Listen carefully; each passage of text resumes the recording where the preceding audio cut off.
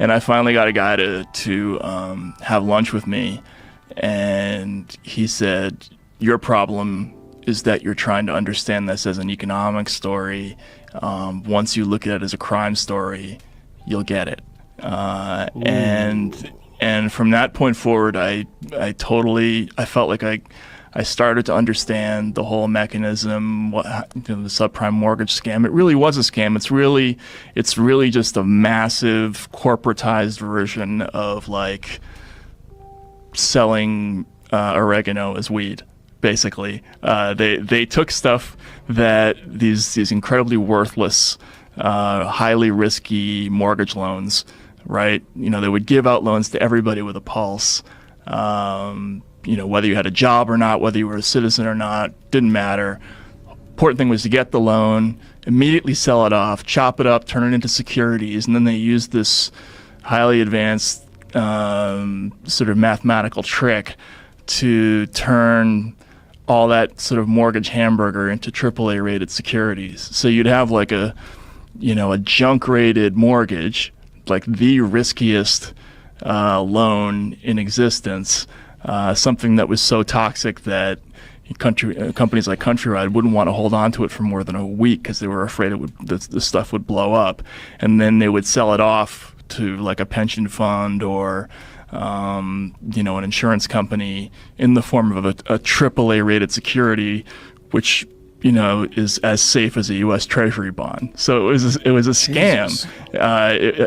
Again, the metaphor of baby powder, taking baby powder and selling it as Coke or whatever. That's exactly what it was. They just took worthless shit and sold it as something that was gold. And they did it for years and years and years and years. And they knew that this gigantic, huge bubble of risk and disaster was just accumulating, and that someday it was going to all explode and cascade and ruin the economy. But everybody was trying to time it right and bet on when that would happen and make their money before that judgment day came. And it was fascinating. Once I started to learn about it, it was just such an amazingly disgusting, fascinating story that it was just hard not to get into it. A crime story. Yeah. Think of it as a crime story. Yeah. No, absolutely. I even got one guy gave me a book. It was called Famous Con Artists in History. Right, it was like this little tome, smaller than like the smallest paperback, and it was the biography of this guy, Victor Lustig was his name. He was famous because he sold the Eiffel Tower twice, right? Any questions? So now that we're going back and forth about social justice warriors and what are they piss fighting over now? One piss fight after another, and Alex Jones is over there talking about civil war. Again, just to reiterate, Vladimir Putin likes civil war in countries that are competitors to Russia. So civil war in America is spawned by a foreign power, Russia and Vladimir Putin. Not only that, but the Republicans have been using that. And there's something else called resource curse. Civil war is used to get the resources that are under your feet for less money than they would otherwise be able to obtain them for. And we're talking about the oil companies, the frackers. So there are literally trillions of barrels of oil and gas under your feet right now if you live in the contiguous United States. So that's where all this civil war and bullshit's got. It's just more robbery. So all this crap about civil war, all this back and forth with SJWs and gun-toting, gun rights, people afraid that somebody's going to take their guns away, and whatever the piss fight du jour is about is nothing but smoke and mirrors to distract you while these motherfuckers pick your wallet yet again. That's what's on the table. It's coming from the Republicans. Anybody who's talking about deregulation is the thing that comes before robbery. So if you don't understand that by now, having lived in, if you're more than 30 years old and you don't understand that deregulation comes before mass robbery, get a history book. Okay, because that's what's up. That's what's happening. And if you can't remember 2008, I don't know what to tell you. So all this crap, whatever the little bullshit argument du jour, it's just stuff to get people fucking distracted. It's a diversion. You know, when I was a kid in the 70s, every TV show that we watched on television, they would have to do some sort of crazy thing, whether it was Hogan's Heroes or some other show like that, and they would have to create a diversion. That's what they would say. Okay, now we're going to have to create a diversion so that we can slip this person out or slip this thing in or take this and, you know what I mean? Thieves in retail. I used to own a retail store a long time ago. And gypsies would come in and they would create a diversion. Somebody would get angry about something and create a diversion. Meanwhile, somebody else in the other part of the store would be just stuffing merchandise into a bag as much as they could get in there. So that's the way the shit works. It's a robbery. So, you know, you can just bet that the next robbery is coming. And a lot of people are out there trying to figure out what it is and how to get on the right side of it. Well, how many people were able to get on the right side of the 2008 crash? I'll tell you, the people we know people in the world who were not millionaires before 2008, who were like multi-millionaires after, because they invested in credit default swaps. Somehow or another, they got word about credit default swaps. So if you can find out what the credit default swap is now, because that's the insider thing. If you can figure out what credit default swap type thing the insiders are all investing in, that's what you want to get your hands on. And a lot of people are hip to the robbery thing by now. But that's, you know, because I got this comment from this dude, man. I'm just, you know, it's ponderous. This guy here. I feel like the bottom has to fall out at some point. And by the way, I'm hoping for it, because I think one way you get rid of Trump is a crashing economy. So, well, you know, a lot of people don't want to, you know, even the Democrats don't want to get rid of Donald Trump. So anyway, I wrote this thing here. This guy, the Democratic Party has a history of violence, racism, hate. Some things never change. This propaganda, this total propaganda hit piece, right? And it's just ponderous.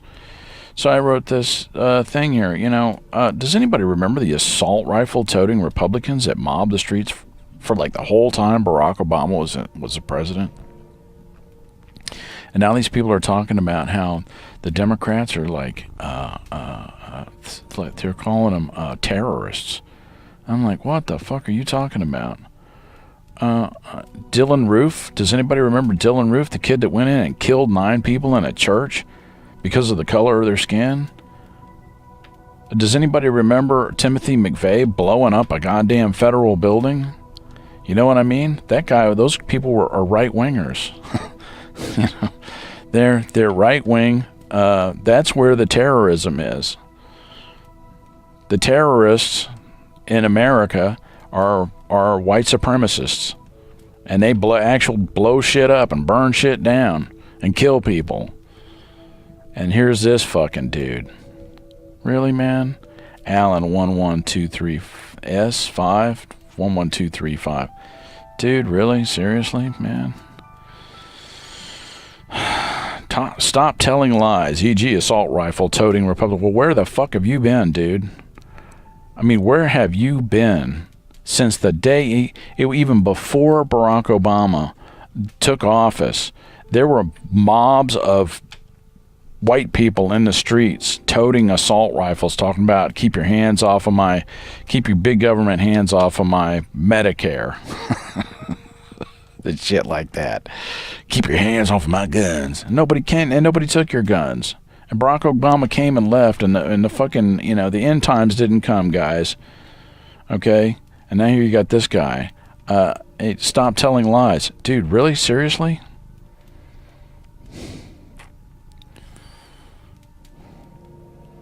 Makes me wonder if this guy lives in Russia or something, you know what I mean? he's working in a, you know what I'm saying? Democrats are the evil party and greedy, evil, oily progressives.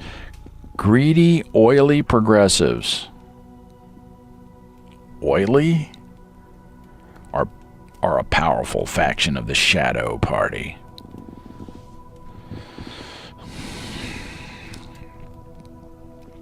Wow, man. You know, down with evil. Yeah, ditto on that, bro.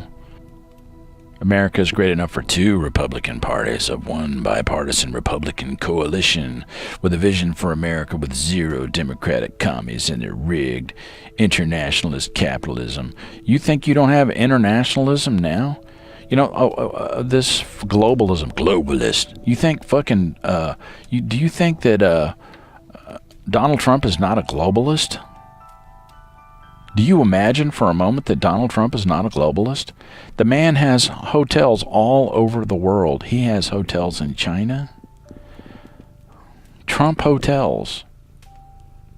One of the first things that he did was try to work a deal with his daughter in the fashion business in Japan for manufacturing, I think, or something like that in Japan. So who are you trying to con here, buddy?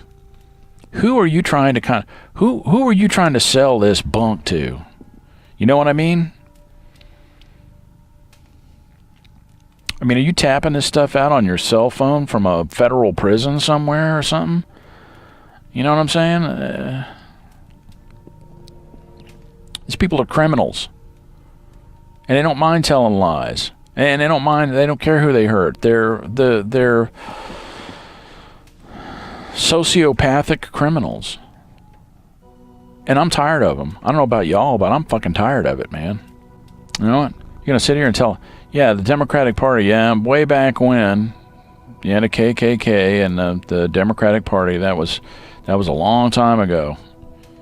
And after the Democrat, Lyndon Baines Johnson, passed the Voting Rights Act and the Civil Rights Act, Lyndon Baines Johnson famously said, you know, that putting forth the Civil Rights Act would lose the South for the Democrats for a generation. And then there was something called the Southern Strategy by Richard Nixon. And that's when all the Republicans, that's when all the racists went to the Republican Party. You remember who ran for president back in 1988? Anybody remember Jesse Jackson and the Rainbow Coalition? So just get the fuck out of here with that fuck ass shit. You know, these people just really need to be taken to task. Every last one of them. Every time, and I'm calling on all people out there who are watching this, when you see somebody tell a lie or when you hear somebody tell a lie, pull them up on that shit ASAP. Do not let them get away with it. Not one word, not one syllable of a fucking lie. Because what Goebbels said is true. If you let that lie slide, then dumb motherfuckers will start believing that shit. So, dude, see ya. My name is R. Crosby Lyles, and this has been News from the Can. Thanks for watching. See ya. Goddamn assholes.